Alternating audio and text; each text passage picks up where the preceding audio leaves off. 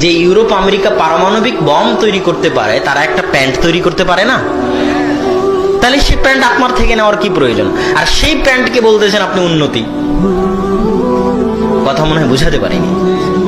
এরকম যদি সারা বাংলাদেশ গার্মেন্টস দিয়ে ভর্তি হয়ে যায়, তবু এটা উন্নতি নয়। সারা বাংলাদেশের কোনা কোনা যদি গার্মেন্টস দিয়ে ভর্তি হয়, এটা উন্নতি নয়। এটা আমেরিকাও জানে।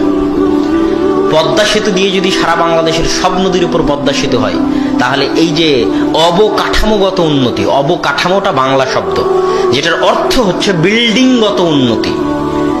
মানে এই যে রাস্তাঘাট পিচ দিয়ে তৈরি হচ্ছে, রাস্তাঘাট বড় হচ্ছে, 4 লেন হচ্ছে, বিল্ডিং তৈরি হচ্ছে, বাড়িঘর তৈরি হচ্ছে, ব্রিজ হচ্ছে, কালভার্ট হচ্ছে, এটা অবকাঠামোগত উন্নতি।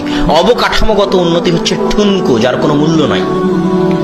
আপনি পদ্মা সেতুতে যান, দেখবেন যে ইঞ্জিনিয়ার গুলো কাজ করতেছে, ওগুলো কোরিয়া থেকে আসা ইঞ্জিনিয়ার। আর মাথায় যারা ইট খোয়া বালু নিয়ে ফেলতেছে পদ্মার পাইলের মধ্যে, ওগুলো হচ্ছে নরসিংদী নারায়ণগঞ্জের লেবার।